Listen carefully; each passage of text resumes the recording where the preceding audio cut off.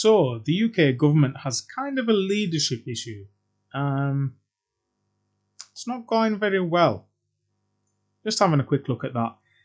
A lot of this will just be a quick skim over, because if we go into everybody's policies and the next level of everything, then it would take hours per person, which I'm sure nobody really wants to listen to. But just a quick overview of what the whole situation is right now and what the possible outcomes are and whether they are good outcomes or not. Probably none of them are ideal, if we're honest, but let's have a little look. I will just say before anything else, I am not a fan of Tony Blair. Bear with me on this tangent, it'll make sense in but a second. I think some of his policies were good, some of his actions were good. I think leading us into the Iraq war is the thing he'll be remembered for.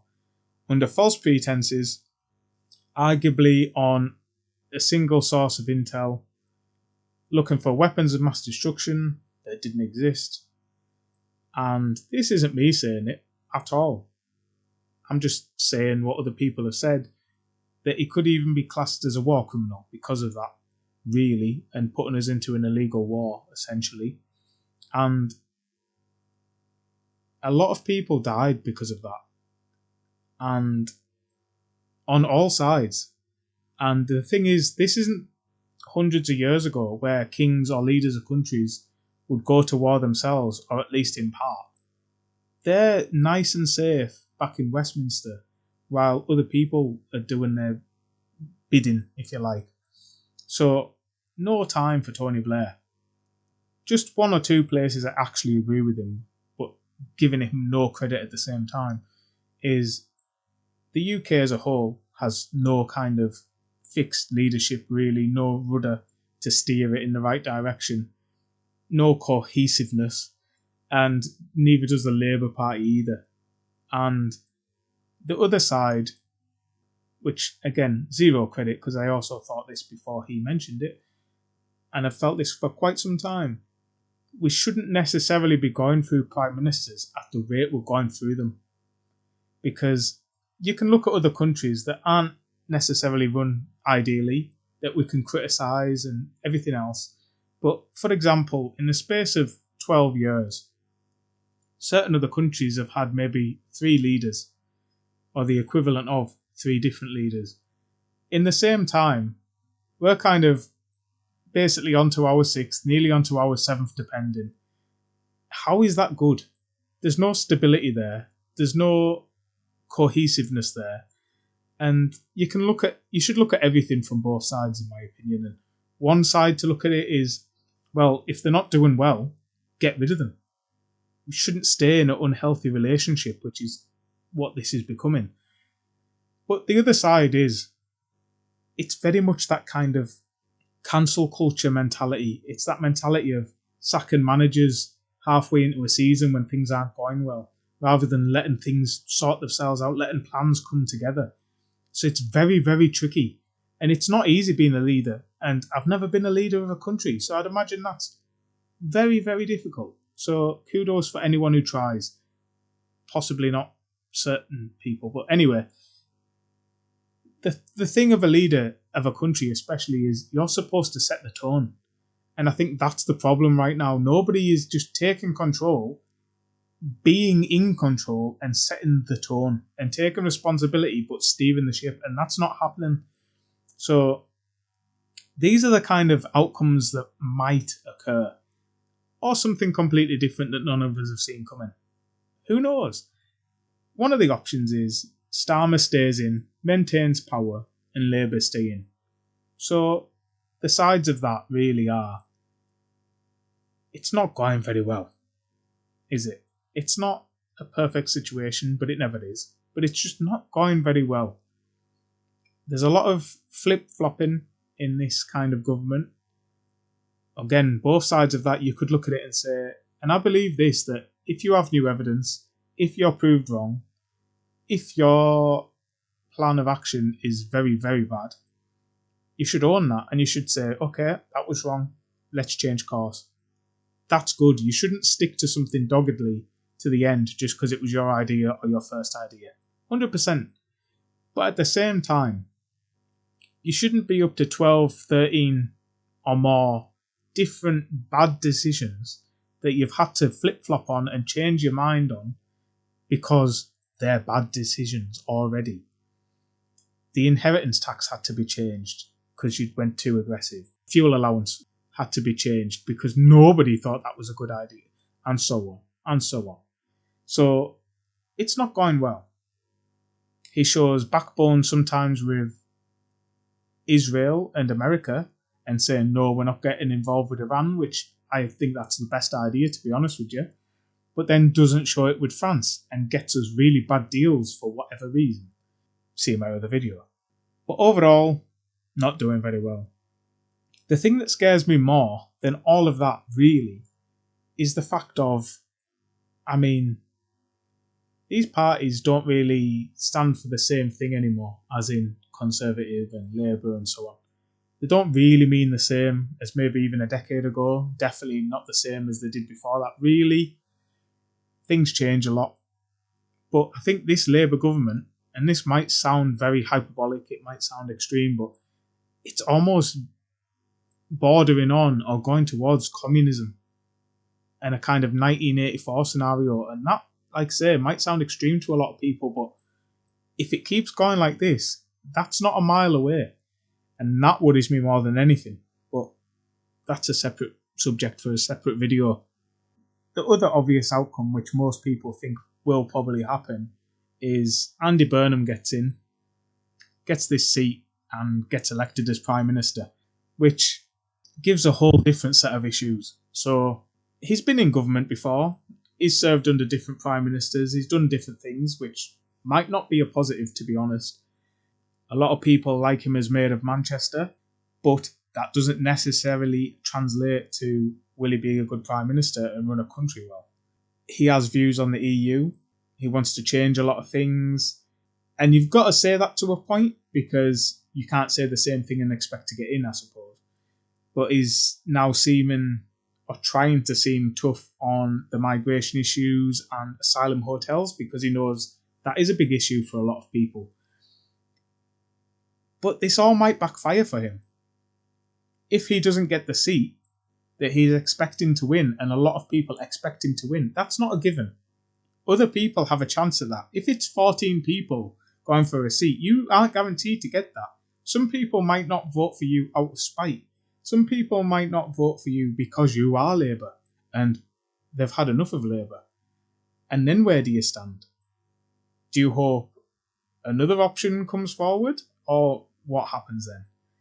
But that is an option. He's got different views than Starmer, but are they all positive? Are they going to steer the country right, or is it just going to be another mess from another Labour leader? The other option is Wes Streeting tries and pushes for power, gets enough backing, and gets in as Prime Minister. So I think that was his plan originally. He's now kind of backing Andy Burnham, which he might be hedging his bets. He might try that first, and if that falls through, he might try and push for Prime Minister. Or is it just he doesn't have the confidence and he doesn't have the kind of public persona to manage to get to Prime Minister? Because when he's got questioned in interviews about his views on certain things, he also is flip-flopping quite a lot. And his excuse is, oh, I was towing the party line, I couldn't say anything against it at the time, things like that. Let's just say that's true. And for once, a politician is being completely honest. You're admitting to being a yes man then. Personally, I don't want a yes man as Prime Minister, because that's how you get in bad situations for this country. Like, you want someone who can stand up for themselves and stand up for us. And that isn't necessarily what someone like that will do. But he's kind of an unknown quantity in terms of full leadership, so who knows? The other option is obviously Farage and Reform. So, Reform would be hard on migration, which they know is an issue with people, especially the illegal migration. But what else? What else does he actually stand for? What else do reform actually stand for? Because the only thing they really run on and really push, for the most part, is the asylum and the illegal migration. Because if that was a non-issue, and it might be getting better, who knows, then what are you actually going to do, and what are your actual stances going to be on a lot of policies and a lot of actual running of a country? Because I'm trying not to be too biased one way or another, because I don't think any of these are a good outcome necessarily, but it is a bit of a questionable, unknown party, and there's a lot of things that, not speaking of anyone specifically, but there's a lot of things that are coming out of that party, and a lot of people that ended up having to be sacked because of racism. So I'm not saying they're racist overall, because I don't want to get sued. But just saying, there's a lot of things have come out, and that's not what you want in charge of a country. It's a very, very slippery slope when that happens. And the scary thing is, and this might sound hyperbolic and a bit extreme, but when times are uncertain is when certain types of leaders get in. And then people will look back and think, what have we done? And why is this going this way? And why is this so extreme now? And why are the divides so big? And I hope that doesn't happen. And I'd rather be happily mistaken than sadly correct. But it does worry me a bit with that. The other option is obviously the Conservatives, led by Kemi Badenoch. And I do kind of like her. This is all opinion, let's be honest. In Parliament, when she completely gives it to Starmer and holds him accountable, I like that. I realise that is her job. And sometimes it does get a bit too childish. Sometimes it gets a bit too much of, well, this is your fault, we would do it better. That gets old really quick. Do actions, not words. Which again is hard when they're not in leadership anymore, but you've got to be, that gets old quick. But for the most part, I did like how she would push Starmer, and I do like a lot of the things she comes out with. But, and this is a big but, what has worried me more than anything is her views on the Israel-Iran, America-Iran war, because comments such as, oh, well, we're in it anyway, we should be fully in it. That kind of, and that might be a misquote, so don't quote me, but that kind of idea is a bit unnerving, because where I agree with her is when Cyprus got hit, we should have maybe pushed back a little bit harder than doing not a lot. We should have maybe thrown a couple of missiles back at them, maybe not targeted somewhere to, been careful where we targeted. Definitely not targeted civilians, definitely not targeted infrastructure, just targeted some military positions that they would understand what we were doing and just say, okay, you did it to us, we've done it to you, that's the line, that's us done, no more. Because this might sound a certain way, but arguably that is the kind of leadership that the Iranians understand and to an extent respect, I think. And I don't think that would have necessarily escalated it. But either way, us staying out of it overall, I think is the way forward. Not getting drawn into that is the way forward. And when she's using terms, and this is also paraphrasing, but talking about the Iranian government and killing civilians and killing protesters, which of course is 100% wrong, do not condone it in any way, and talking about the Iranian government wanting to kill a certain type of people and wipe them off the planet, again, 100% don't agree with that in any way. But if that is going to be your argument for going to war and sending people to war where you are not going to be there fighting that war, then how are you backing a certain country that is doing the exact same thing as we speak? That is targeting and killing civilians. This isn't fake news. This is factual. That has targeted reporters. That has targeted ambulances. that has targeted, like I say, civilians, that is trying to cleanse a certain area of a certain type of people, you cannot have it both ways. You need to either condemn them both or back them both, which you can't do. So that, and that reason more than anything, is is the main reason I wouldn't want, and this is personal, just saying, that makes me not want her in charge of the country, because I think that would be a mistake to get involved with that.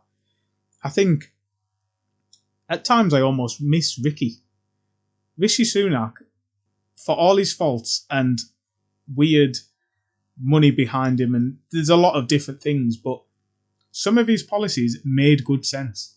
Some of his policies were actually coming to fruition and starting to have effects in a positive way. And I think if he had just had more of a chance, would that have come out better? And it would be interesting to know, because I think Conservatives did ruin it for themselves as well. I think Boris ruined it for them as well. I think people were getting fed up with it.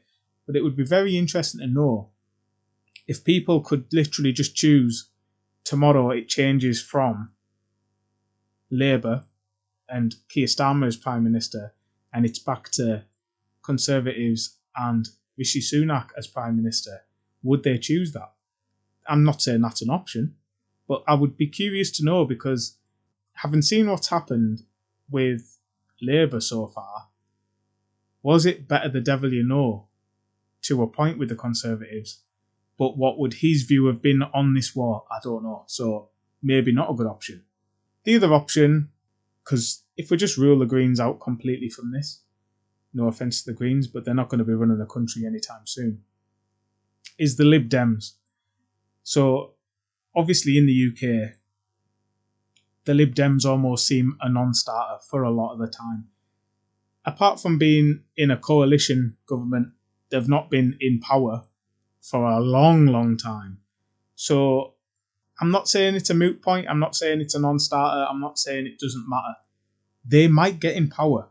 I think the main problem with the Lib Dems, and you'd have to go into every policy and things another time, but I think one of the main problems the Lib Dems have in terms of trying to get into actual power and get enough seats and have a Prime Minister in charge is not a lot of people know them. And what I mean by that is, if you ask 100 people who is the leader of the Lib Dems, what answers are you going to get?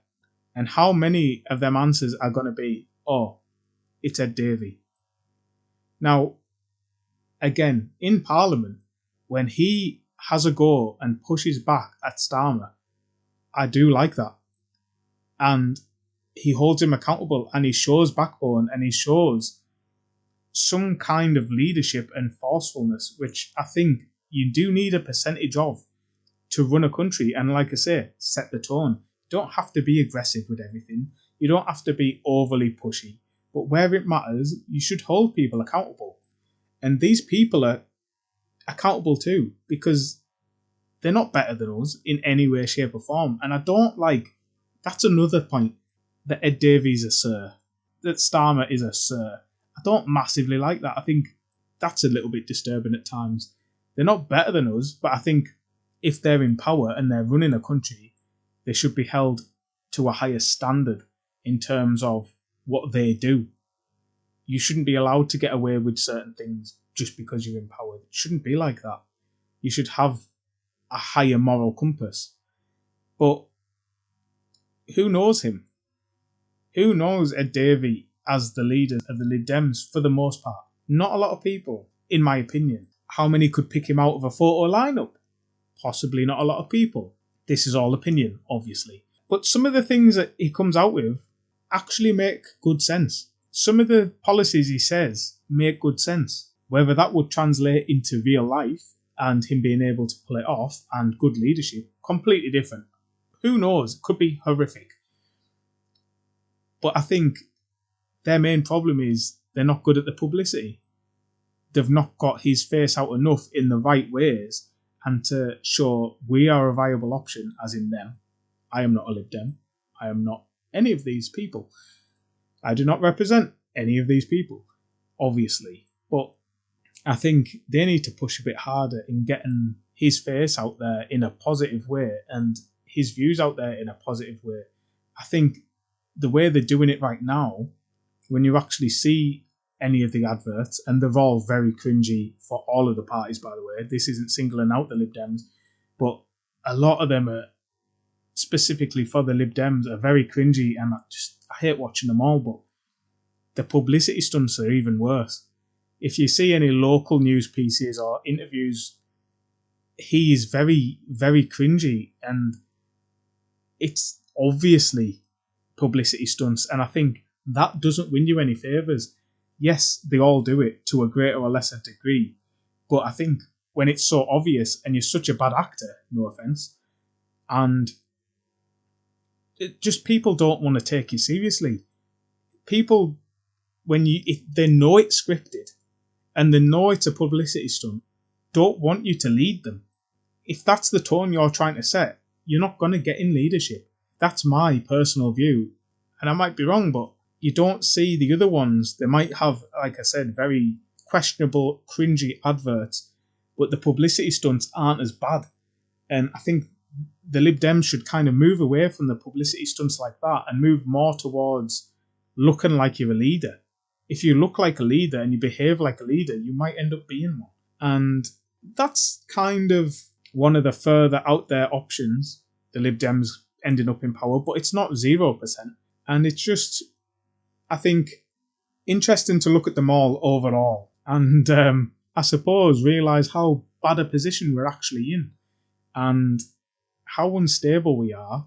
Just kind of process that and try to work through it and figure out what is the best option, who will be a good party, who will be a good leader, and hopefully work out with a one that's given enough time to prove themselves and steer the country in a better direction and end up in a better position than when they took power, and hopefully not end up in a 1984 communist society or not end up in some never-ending war which is going to cost a lot of money and a lot of lives for no good reason, and not end up with a leader who is one of the worst actors I've ever seen. You know, none of these options are good, let's be honest. So we need some better ones, is the takeaway from this, I think. We need some better leaders who are going to look after the country and not go too extreme on either end and just do what the general public want for the change and try and make everything run the way it's supposed to run. And I know it's easier said than done, and I know it's a hard job, but if this is the best we've got to choose from, we need to figure out a way to have better options.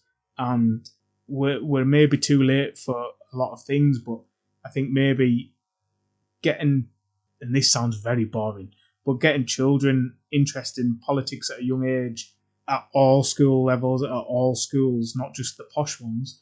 So then we have some more leaders to choose from who are more grounded and aren't all sirs and aren't all backed by mystery people giving them £5 million donations and aren't backed by families that are worth billions and things like that, which are very sketchy. We need some normal people that have leadership, and there's a lot of people that do. There's a lot of people that know how to lead people and can make the hard decision under pressure. But these people that we have as options, tell me which one's the good option out of that. Yeah. I don't really have a happy note to end on, so just end on that. Give me some good options.